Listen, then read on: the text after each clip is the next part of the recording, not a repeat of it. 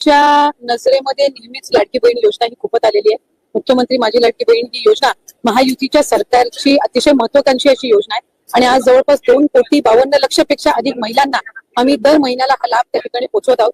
खरं तर विरोधकांनी तर अशा पद्धतीच्या सुद्धा वावड्या उठवल्या होत्या किंवा अशा पद्धतीचा सुद्धा अपप्रचार सुरू केला होता की निवडणुका झाल्यानंतर महायुतीचं सरकार आल्यानंतर महायुतीचं सरकार ही योजना बंद करेल, अशा पद्धतीचा अपप्रचार त्यांनी सुरू केला होता. खरं तर त्या अपप्रचाराला कुठेही बळी पडू नये असं आम्ही सर्व लाडक्या बहिणींना आवाहन करत होतो आणि आज खऱ्या अर्थानं महायुतीच्या सरकारच्या वतीने आदरणीय अर्थ व नियोजन मंत्री उपमुख्यमंत्री अजितदादांनी आपला कारकिर्दीतला 11वा अर्थसंकल्प सादर करत असताना लाडक्या बहिणीच्या साठी मुख्यमंत्री माझी लाडकी बहीण या योजनेसाठी जवळपास 36,000 कोटींची तरतूद ही त्यांनी यंदाच्या वर्षासाठी केलेली आहे आणि निश्चितपणाने ही करत असताना ही योजना कुठेही बंद होणार नाही. जो प्रचार विरोधकांकडून करण्यात आलेला होता की डिसेंबर महिन्यानंतर या योजनेचा लाभ मिळणार नाही, या उलट जानेवारी असेल त्याचबरोबर फेब्रुवारी आणि मार्च महिन्याचा एकत्रित असा लाभ याचं वितरण सुद्धा आम्ही 2 दिवसापूर्वीच सुरू केलेलं आहे आणि लाडक्या बहिणींच्या खात्यामध्ये फेब्रुवारी महिन्याचे 1500 हे त्या ठिकाणी 2 दिवसातच पोहोचलेले आहेत आणि मार्च महिन्याचे 1500 सुद्धा हे पोहोचवण्याचं काम सुद्धा प्रगतीपथावर आहे. त्याच्यामुळे ही योजना ही महायुतीच्या सरकारची महत्वाकांक्षी योजना जी मुख्यमंत्री देवेंद्रजी फडणवीस साहेब, उपमुख्यमंत्री एकनाथजी शिंदे साहेब आणि उपमुख्यमंत्री अजितदादा यांच्या नेतृत्वाखाली अशाच पद्धतीनं कार्यरत राहणार आहे आणि तेच आपल्याला आजच्या अर्थसंकल्पातून पाहायला मिळालं.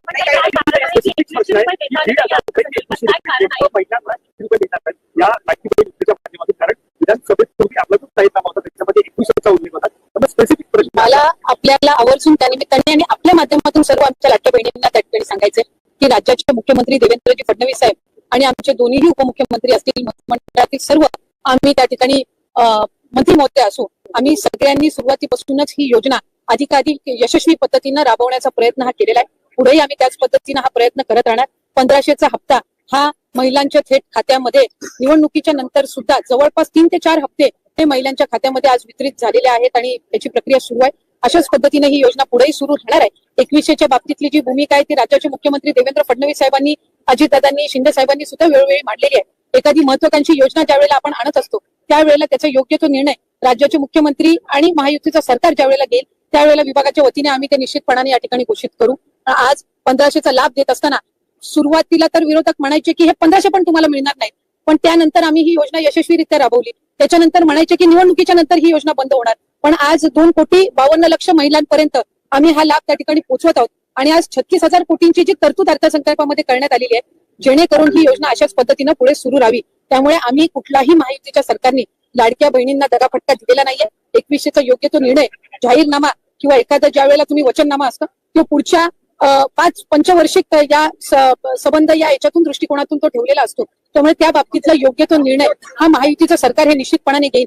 पण आपल्या माध्यमातून मला लाडक्या बहिणींना सांगायचंय की ही योजना कधीही बंद होणार नाही आणि महायुतीच्या सरकारकडून अशाच पद्धतीनं चालू राहील. या उलट या अर्थसंकल्पामध्ये महिलांना आर्थिकरित्या सक्षम करण्याच्या दृष्टिकोनातून उमेद भवन असतील, अस्मिता भवन असेल, त्याचबरोबर त्यांना सक्षम करण्याच्या दृष्टीतून आर्थिक साक्षरता आणणं असेल, हे सगळे उपक्रम हाती घेण्यासाठी सुद्धा भरीव तरतूद ही या अर्थसंकल्पामध्ये केलेली आहे. त्यामुळे महिलांना अधिकाधिक सक्षम करण्याच्या दृष्टिकोनातून आम्ही काम करत आहोत.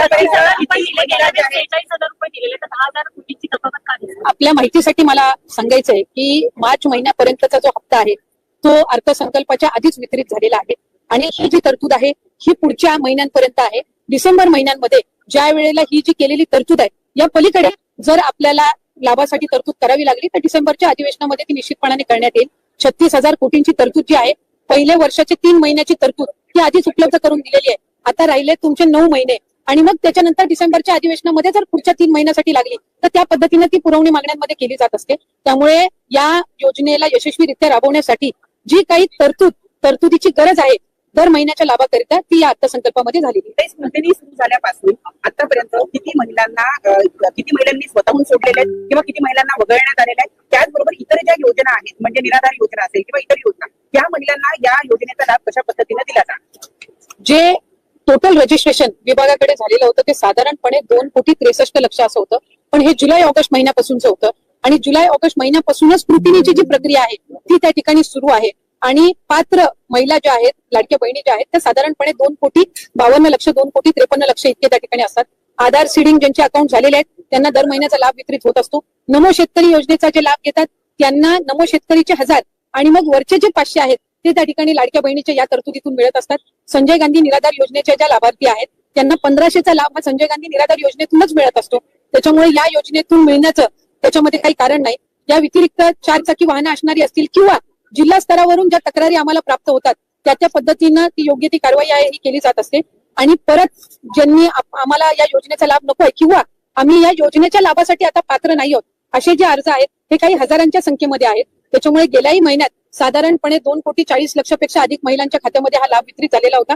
आणि यंदाच्याही महिन्यामध्ये साधारणपणे तितकाच आकडा आधार सीडिंग जसे जसे होत जातात त्यानुसार त्या पात्र भगिनींच्या खात्यामध्ये जमा होत आहे. एक आरोप विरोधकांकडून असंही केला गेला, विधान परिषदेत सुद्धा चर्चा झाली की निकष आधीच ठरलेले होते, मग अंमलबजावणी करताना कुठे गडबड झाली का किंवा सरकारी तिजोरीचा पैसा नियमबाह्य वापरण्यात आला का त्याच्यासाठी, जर इतक्या महिला आता अपात्र होत असतील? नाही, एक तर मला आपल्या माध्यमातून स्पष्ट करायचंय की स्क्रुटिनी ही आम्ही सुरुवातीपासूनच करत आलेलो आहोत. याच्यामध्ये काही वेगळं नाहीये. इतर विभागांचा डेटा ऍक्सेस करण्याचा अधिकार हा कुठल्याही एका विभागाला नसतो. उदाहरणार्थ महिला व बालविकास विभाग आणि आम्हाला जर कृषी विभागातल्या नमो शेतकरीचा जर डेटाचा ऍक्सेस असेल तर तो आम्ही परस्पर घेऊ शकत नाही. आम्हाला तो त्या विभागाकडूनच प्राप्त होणं हे अपेक्षित असतं.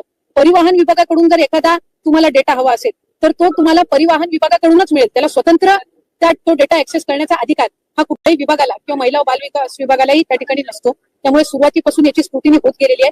मूळ 2,63,00,000पेक्षा अधिक रजिस्ट्रेशन झालेलं होतं आणि सुरुवातीपासूनच जर आपण बघितलं तर लाभार्थ्यांची संख्या ही 2,40,00,000 किंवा 2,50,00,000 2,52,00,000 इतकी राहिलेली आहे. याचा अर्थ असा की स्क्रुटिनीची प्रोसिजर सुरुवातीपासून चाललेली आहे.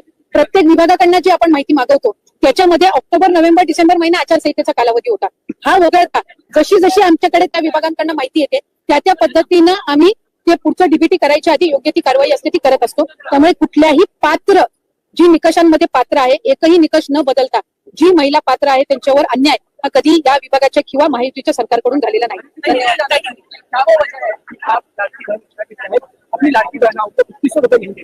2100 का जो वादा है वो हमारे महायुति का सरकार का है और वो बिल्कुल हमारे राज्य के जो मुख्यमंत्री देवेंद्र जी फडणवीस साहब, हमारे दोनों भी उप मुख्यमंत्री शिंदे साहब और अजित दादा इनके नेतृत्व में होगा ही।